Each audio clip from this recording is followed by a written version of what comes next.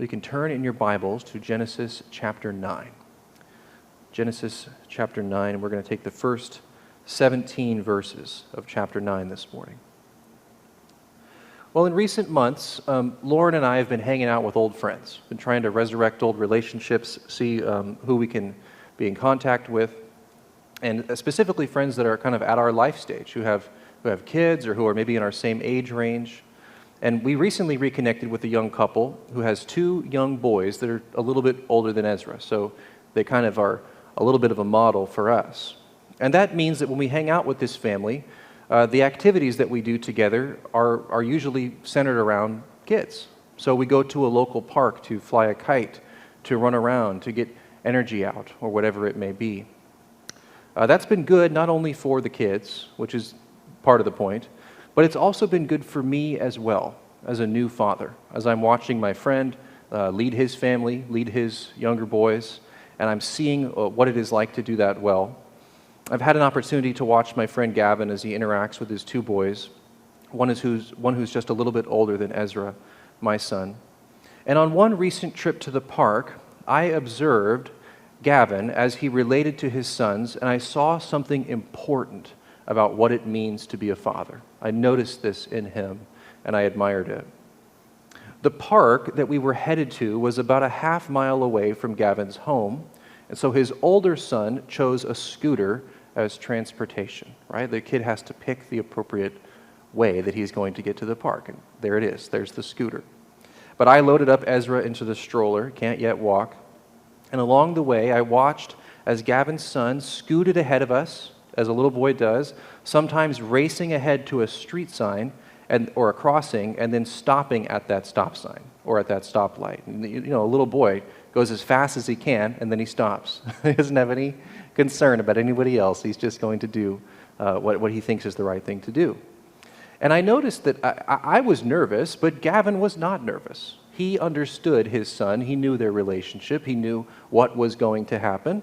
And even as he was talking to me as his friend, his eyes were on his boy, and his eyes were peeled the whole time. And he would occasionally yell into the distance, "Son, stop at the sign and wait for us." And sure enough, the little boy would stop right on cue. He had learned well to listen to his dad's voice. Now, interestingly, Gavin was not raising his voice in any kind of anger. There was no hostility, but he spoke in a firm tone that communicated a boundary. And this child knew what that meant. His son had been given permission to ride freely on his scooter all the way up to a certain point. And Gavin didn't speak out until right at that point.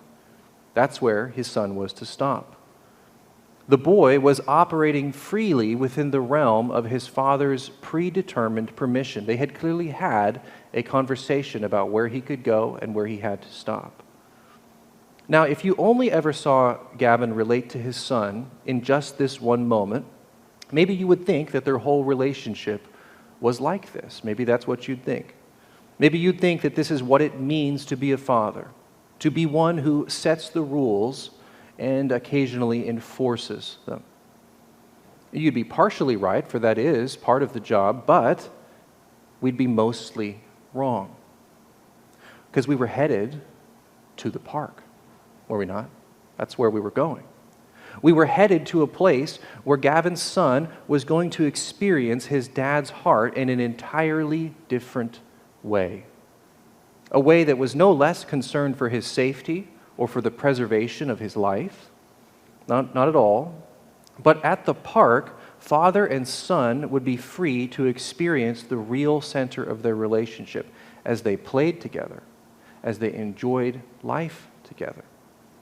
At the park, the father-son relationship was going to be revealed as one that was not typified by a paradigm of permission, as the way to the park was, but as one of promise and of unbounded joy, of just happiness. We had arrived at our destination. See, the danger of the road required Gavin's fatherly love to enforce a predetermined set of boundaries or a predetermined set of permissions. But the freedom of the park, that destination, would reveal Gavin's true heart for his child. That was where you should look to understand their relationship. And as I watched them at the park, and as I participated even with my own son, we saw that there was really a heart that operates from a place of promise and joy. That was the heart of this family. And if you're anything like me, relating to God as Father can sometimes be complicated. As a pastor, it's one of the things I think hardest about is what's this person's relationship to their Father? How is that impacting their understanding of God in one way or another? Well, it can happen that we get stuck in relating to God as if He were merely up there giving permission, or merely up there holding back, sort of a divine rule maker, loving but distant and firm. If you're like me, you and I need to be given a vision of God's heart that shows off the real promise of His character. We have to have that in order to see the context of what's really happening in our relationship with Him. We need to be taken again and again to the place that God really wants to take us with Himself.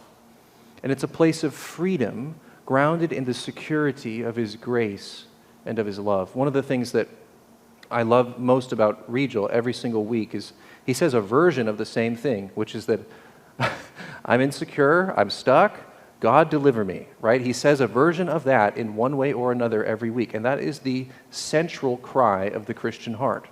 Never get past that. That never ultimately changes. That is what it is to be in dependence upon God. It's what it is to cry out, Abba, Father. This morning, we're going to see the way in which God reveals His heart, not only in the things He permits on the road, but also in the things that He promises. Not only in what He permits, but also in what He promises. As we step back into Genesis 9, 1 to 17 this morning, we will see how God relates to humanity in a post-flood world. And He relates to humanity by way of certain permissions or concessions in light of the reality of sin, in light of the danger that is in the world. And yet we're going to see how these permissions, they're not the goal, but they point to the heart of God's character as revealed in His promises, in the very covenant that He's going to lay down in light of His grace. So permissions and concessions in light of sin, promises, covenants in light of grace. And finally, we'll think through what these two ways of relating to God actually say about His real character. We'll think through how we are called today to remember God's good name, to think about Him in the fullness of who He is, and to remember His good name. Let's read Genesis 9, 1 to 17. And God blessed Noah and his sons and said to them, "Be fruitful and multiply, and fill the earth. The fear of you and the dread of you shall be upon every beast of the earth, and upon every bird of the heavens, upon everything that creeps on the ground, and all the fish of the sea. Into your hand they are delivered. Every moving thing that lives shall be food for you. And as I gave you the green plants, I give you everything. But you shall not eat flesh with its life, that is, its blood. And for your lifeblood I will require a reckoning. From every beast I will require it, and from man. From his fellow man I will require a reckoning for the life of man. Whoever sheds the blood of man, by man shall his blood be shed. For God made man in His own image. And you, be fruitful and multiply, increase greatly on the earth, and multiply in it." Then God said to Noah and to his sons with him, "Behold, I establish my covenant with you and your offspring after you, and with every living creature that is with you, the birds, the livestock, and every beast of the earth with you. As many as came out of the ark, it is for every beast of the earth. I establish my covenant with you, that never again shall all flesh be cut off by the waters of the flood. And never again shall there be a flood to destroy the earth. And God said, "This is the sign of the covenant that I make between me and you and every living creature that is with you for all future generations. I have set my bow in the cloud, and it shall be a sign of the covenant between me and the earth. When I bring clouds over the earth, and the bow is seen in the clouds, I will remember my covenant that is between me and you and every living creature of all flesh. And the waters shall never again become a flood to destroy all flesh. When the bow is in the clouds, I will see it and remember the everlasting covenant between God and every living creature of all flesh that is on the earth." God said to Noah, "This is the sign of the covenant that I have established between me and all flesh that is on the earth." The word of the Lord there. Well, chapter 9, it opens with a hearkening back to this big dramatic thing that has just happened. We are reminded that the waters of God's judgment have actually fallen, right? This is really something that just occurred. Whoa, what's going to happen now? The same waters that had flooded the world and really affected God's judgment, those have now receded, and a new day is dawning for humankind. Something new is going to happen. In Noah, the world is being reborn. The world is being reestablished in the family of Noah. We said in the past that he is sort of a second or medium second Adam, right? He's between the real second Adam and the first Adam. He's sort of a type, one in whom you can see the patterning of Christ in the future. And sure enough, that's true. And yet, things are going to be different now. Things are going to change. God's moving humanity forward, but the circumstances of our existing and of our existence are going to be different now than they were before the flood. That's one of the main things we want to catch in these verses. God is describing how they'll be different. What has changed? If you look back in 8:21, a chapter ago, we see that God makes note of a key difference. You've got to catch this if you want to understand what he's doing in chapter 9. Chapter 8, verse 21 says this, "And when the Lord smelled the pleasing aroma," the one that Noah had offered up, "the Lord said in his heart, I will never again curse the ground because of man. For the intention of man's heart is evil from his youth." That's key. God says, for the intention of man's heart is evil from his youth. "Neither will I ever again strike down every living creature as I have done." So we see that God is making note of something and providing a rationale for what's going to happen in chapter 9. Because there is now a chastened awareness of the indwelling sinfulness of mankind. The way in which God's going to relate to the post-flood world is going to consider the facts on the ground. It's going to be different than the Garden of Eden. Is this the way that God intended for his world to be? Is this God's ideal world? No, it is not. And yet, his intention to bless the world is not going to be overcome by the circumstances. That's one of the things I love about God, is he just perseveres, right? He says, I can work with that. I can make a change. I can accomplish my goals. I'm not going to be overcome. I'm determined to love the world. The program of God's blessing is going to move forward in a new way that can account for human sinfulness. He's going to make an adjustment to the way things are set up. The first 7 verses capture for us those new terms of life on earth. These verses, they capture God's intention behind giving mankind a new set of permissions related to life on earth. God's going to address 4 key areas in which there are new concessions in light of sin. Concession. Is a concession a good thing in a negotiation? No, but sometimes it's what you need in order to get to good, right? It's something that you offer forward in order to keep the deal alive.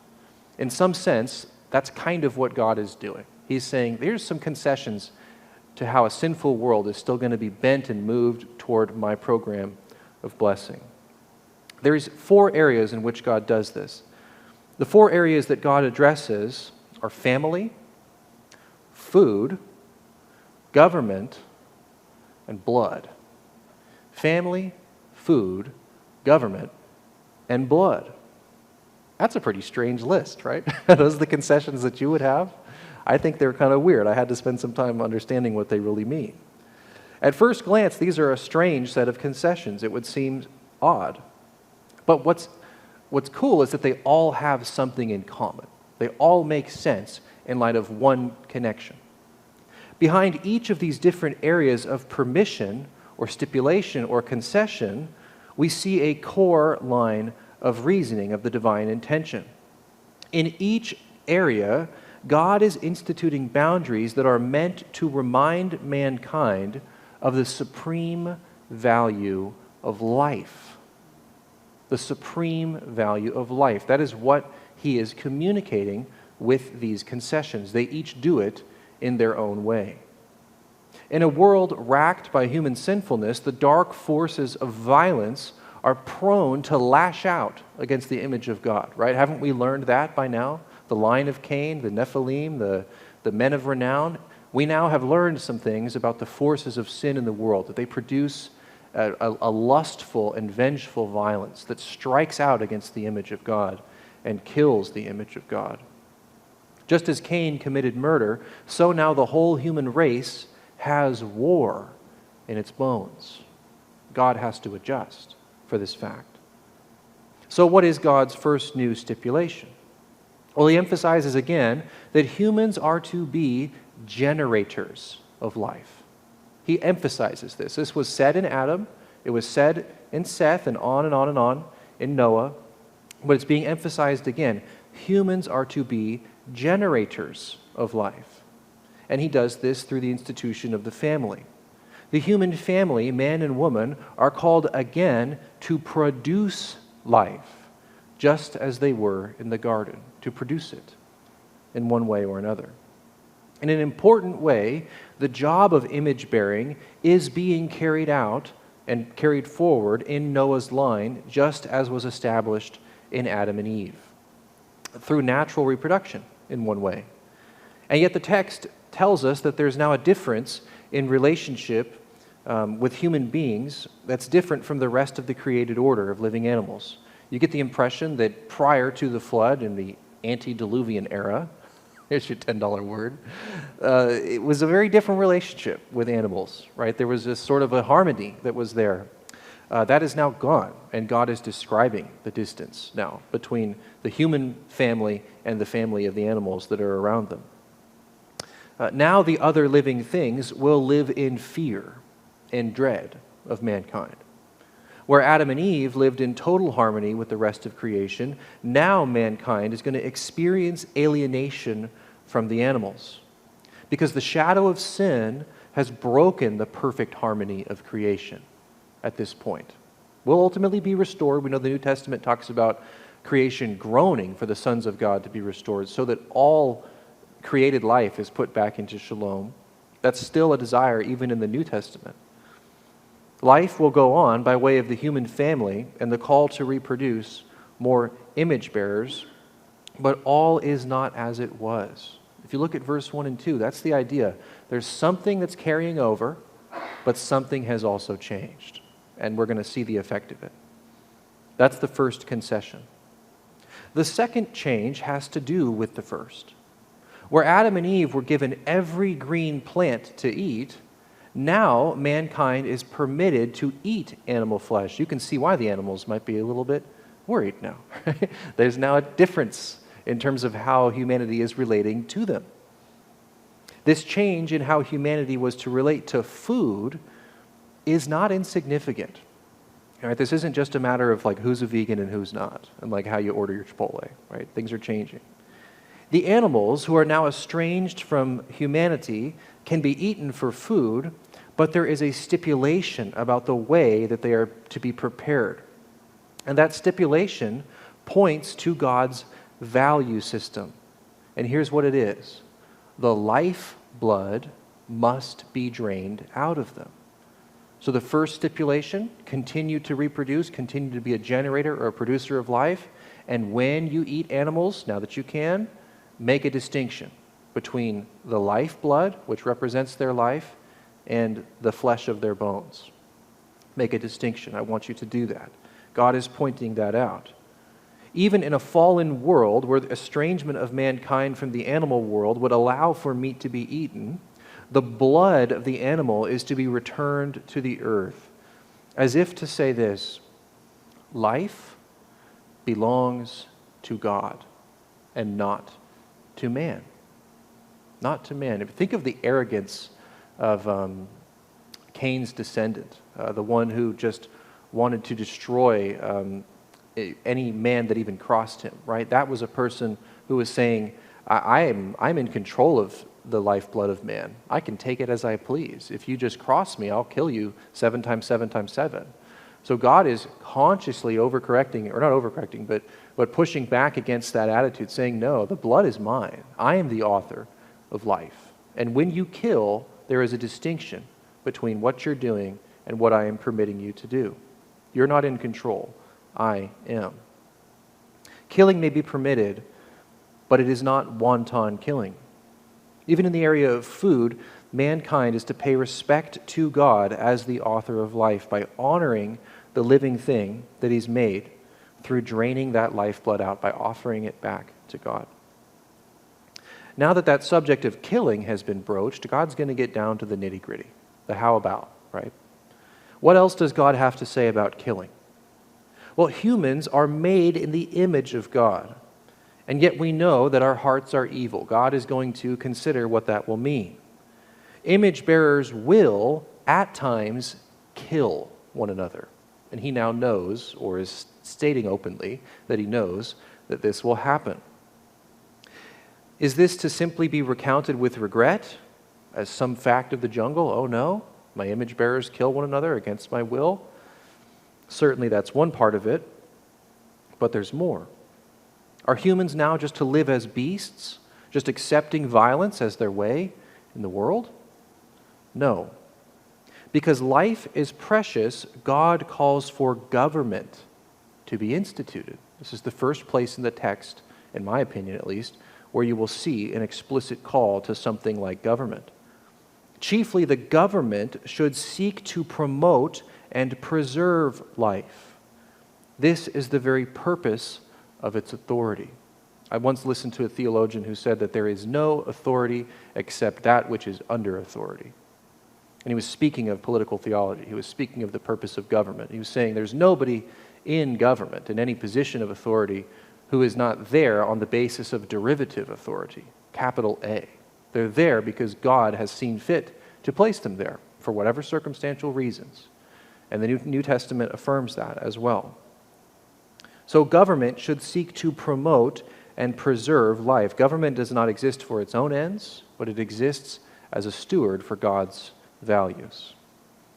If someone sheds human blood, by man shall his blood be shed. There simply has to be an accounting.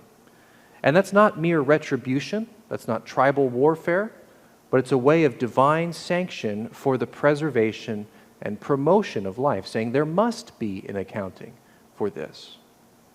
See that there in verse 5 and 6. But finally, he gets all the way down to it. He just comes out and says what blood really means. The topic of blood itself is being elevated all throughout these first 7 verses. It's in the background, and then it's moving forward, right into your lap. Finally, it's addressed.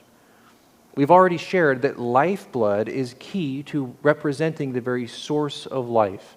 And this is true in ancient Near Eastern thought, not just in Judaism, but if you look around, this is often a common understanding.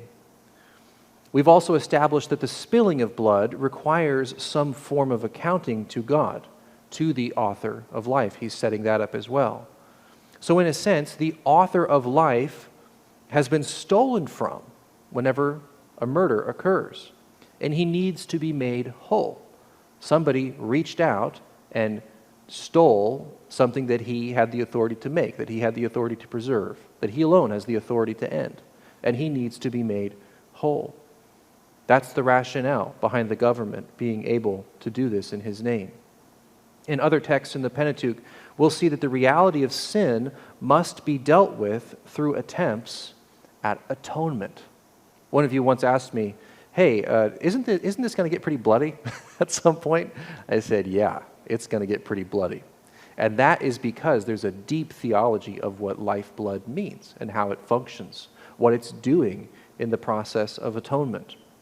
As we get into that eventually and start to look at the sacrificial system, we'll read about it in Leviticus, and we'll see that it has many interesting layers and nuances. But central to it is the use of blood and this idea that blood can make purification for sin because it represents life. That's what it uniquely has the capability of doing. In a sense, blood can be used to wash away the forces of death and sin. Think about it. How do you get rid of the forces of death and sin? Well, what's their opposite? The forces of life. So it's like a solvent, essentially, in metaphysics. You've got to use this solvent to wipe out these forces of death and sin which have invaded the creation. So that's the basic idea behind the atonement. Ultimately, we see where that imagery is going to take us in the life and death and resurrection of Jesus Christ, the life of the world who shed his blood to make purification for sin once and for all. You see the connection? In the areas of family and food and government and blood, we see that God has this enduring value that he wants to communicate in a sinful world. Life is from God, the author of life. It is sacred. As Christians, we are unashamedly for life in a world of death. That's how it connects to us today. In a culture where life is no longer sacred, but one of many different negotiables. No matter how you connect to this conversation in our culture, you'll find it, whether it's in medical conversations or conversations related to politics or war or violence in some cases. You will often find that just beneath the subtext of the modern conversation, life is negotiable. It's one concern, but not a chief concern. Well, one of my favorite theologians, he speaks to this and he says, Stanley Hauerwas, he says, if in 100 years Christians are known as people who do not kill their children or their elderly, we will have done well. That's his assessment. If in 100 years Christians are known as the weird people who don't kill their children or their elderly, we will have done well. It's a shocking sentence, but I think it appraises the situation accurately. We must never forget that we are part of a Genesis 3 world. God's values are under assault and they have to be preserved against attacks from without, right? We have to stand up for the voiceless in the world, for those whose lives are on the line. But they also have to be preserved against apathy within our own ranks. God's heart, even in his concessions and in his boundaries, it's for the flourishing of the world and for the preservation of life. And we have to get that right today and every day. That's got to be part of the heartbeat of who we are. It's a non-negotiable here at Greenhaven Neighborhood Church. So we've read how God made concessions because of sin and how he operated from a place of permission in these verses. But just like that opening image, we're on our way somewhere. We're trying to get to where we want to be. God is here seeking to restrain the wiles of human wickedness, but God is not done communicating. In verses 8 to 17, you see revealed the very depth of what God would rather be saying, right? This is what he would rather be saying. Even though God made concessions in light of sin, he also institutes a covenant in light of grace. Where God had previously operated from permission, now he reveals his heart through promise.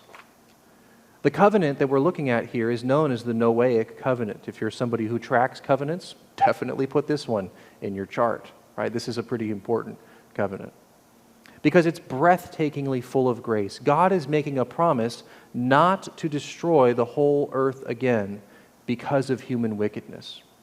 And if you don't think that comes in handy, take a look around, right? That's a pretty important covenant. that he is establishing at this moment. He's taking a pretty big thing off the table. The flood would become a traumatic memory for all of human civilization, and for really good reason. I remember when I was in college, I was in like an early Civ class, I think it was Western Civ or World Civ, and we were talking about different ancient accounts from like Mesopotamia and whatnot. And what's weird is they all have in common a historical memory of a massive flood that killed everyone. And they all deal with it in different ways in their own theologies. But you can see that humanity remembers this event and is traumatized by this event in a lot of ways. The flood would become traumatic memory for all of human civilization, and for very good reason. So it's wonderful news to hear that God's heart in the whole matter wasn't one of pernicious malevolence. It wasn't one of vengeful wrath. God's not up there wondering when the next flood will be hurled upon the earth. And I put this in italics on my page.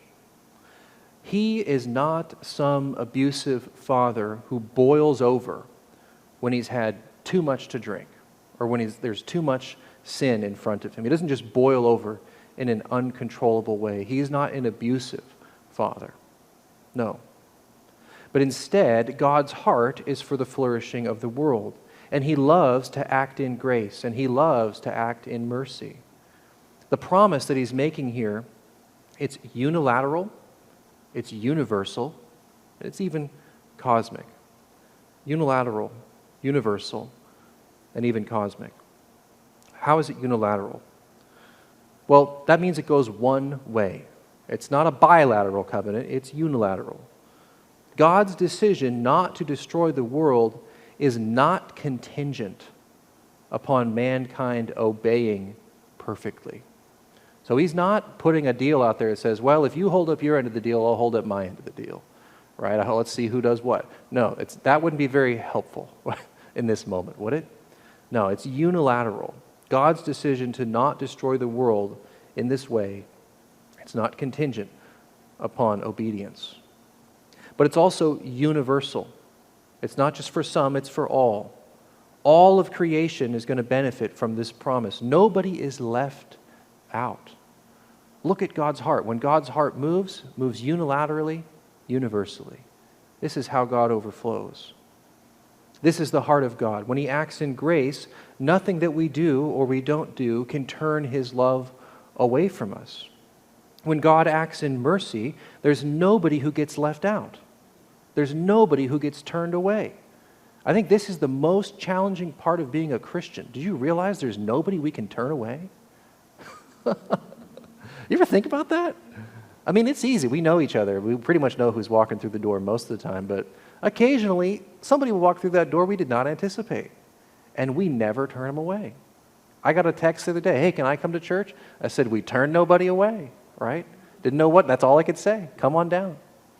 That's because God turns nobody away. Anybody who comes to me, I will no wise cast out, right?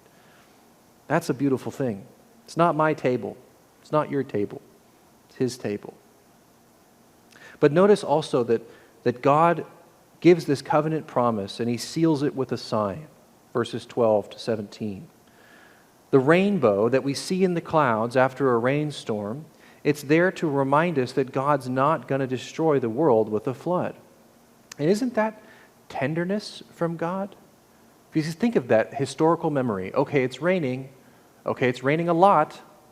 Oh no, oh my goodness, it's been raining for like 30 days, right? You can see how very close to the flood there would be deep human trauma associated with big rainy seasons. But God's saying, you see that sign up there? That means that no matter how much rain's coming down, I'm not coming down upon the world the way that I did. That's not what's going on. You can breathe easy. My covenant is unilateral and universal. My heart is speaking a better word. I won't punish you in that way again. God's covenant turns judgment into grace. God's covenant turns judgment into grace. That's the one line I took from Alan Ross this week in his commentary, Creation and Blessing. I think it sums up the whole passage quite well. It's in the same way that the sign of the cross has become a sign of hope for us. Think of the connection. He puts a sign of the rainbow to talk about the covenant, to speak of judgment that has become a covenant. And in the same way, we look at the cross and we see a sign of hope. The cross should evoke the natural terror of God's judgment, for upon the cross, God's judgment fell in all of its mighty terror. Why is the cross hopeful to us? Right? If you look at it and you just say, what happened there? Something terrible happened there. That shouldn't be comforting on its own. But the cross speaks another word. We know that the cross is a sign of hope because through the judgment that took place on that cross, life conquered death. Blood was spilled that could atone for the forces of death and sin. As Christians, we are reminded again and again that our God is for us and not against us.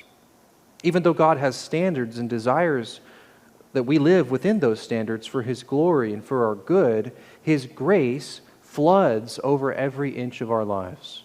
That's really what's happening. And this is so powerful because judgment is God's strange work. Something that He must do, that He will do. He never balks or walks away from it. But He loves to be gracious, and He loves to be merciful. That's how He naturally moves. This is what brings His heart pleasure. This is what brings His heart joy. Because a good father will discipline, right? A good father will. Even a good judge will issue a just sentence. But to be a just judge, or to be a true father, one must fundamentally love people, and one must fundamentally seek the good of the world. How much more for God? So we've seen how God gave concession in light of sin. We've seen how God covenanted in light of grace. We've seen these permissions that have given way to promise.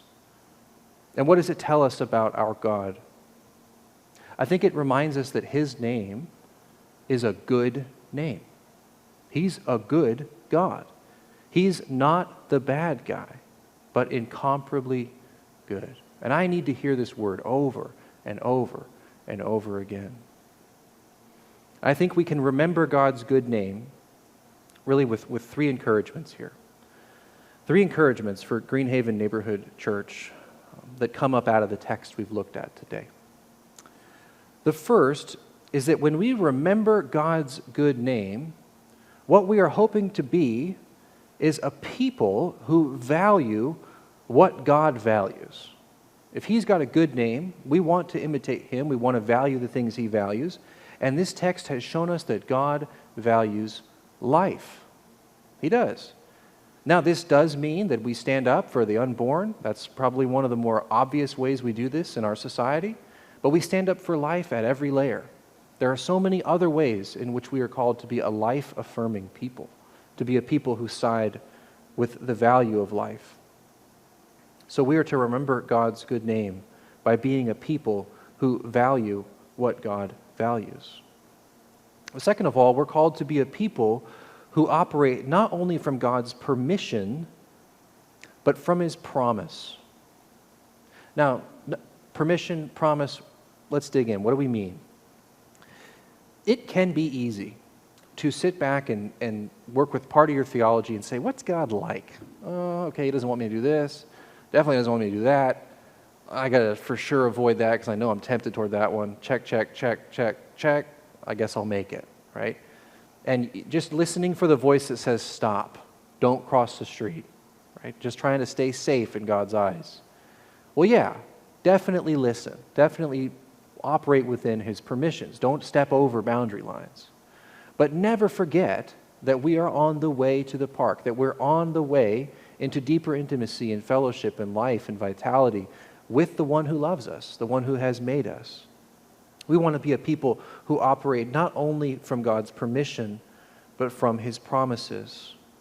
We want to be people who operate from being those who are merely restrained, which is one half, to being those who are meaningfully retrained.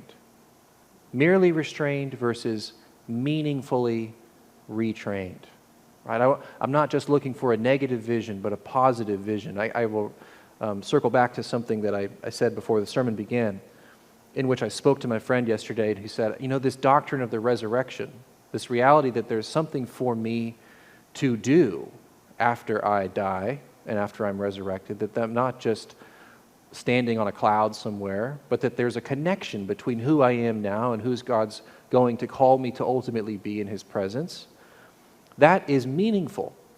It's not all negation, right? His Christianity in his mind was all negation. All things I have to do in order to get into bliss, right? That's not very compelling. I can understand why. And he was so happy to discover that really he's being called by God to be meaningfully retrained. And that restored God's good name in his mind. It was a beautiful thing. Finally, we're called to remember God's good name by being a people who hold out or who model hope for other people. We're called to be hopeful people. And this takes bravery, doesn't it? Hope in a hopeless world, walking towards joy in a world full of pain where there's much chaos. This takes bravery. This takes reliance upon God. And I think it boils down to the formula that you can see just in these 17 verses. Like if you just took a pen and took the first 7 verses and you wrote life, and you took a pen and you wrote on the next verses to get up to 17 grace, and you put a plus mark, life plus grace, you'd have to admit that life plus grace equals hope. That's the output. That's what we're called to. Life plus grace does equal hope. So we saw how God relates to humanity in a post-flood world by way of these permissions, these concessions in light of sin. But then we saw how those permissions aren't the goal, but they point to the heart of God's character as revealed in his promises, in those covenants in his grace. And then finally, we thought through these 2 different ways of relating to God, these 2 sides of the picture, and how each of them displays for us his real character. Then we thought through some ways that we are called to remember God's good name. I'll invite the worship team up as I pray. Father, we thank you for the fullness of your heart, for the breadth of your communication in your word, for the nuance and the beauty that we see there, for the clarity of your calling to us. I pray today as we come to the communion table that we would hold in our hands the very lifeblood of your Son, and remember that it cleanses us of all the forces of sin and death and the results of those forces in our lives, that it cleanses the guilt away, and it restores fellowship with you, that it brings us from a world under judgment into a world that it can experience your grace.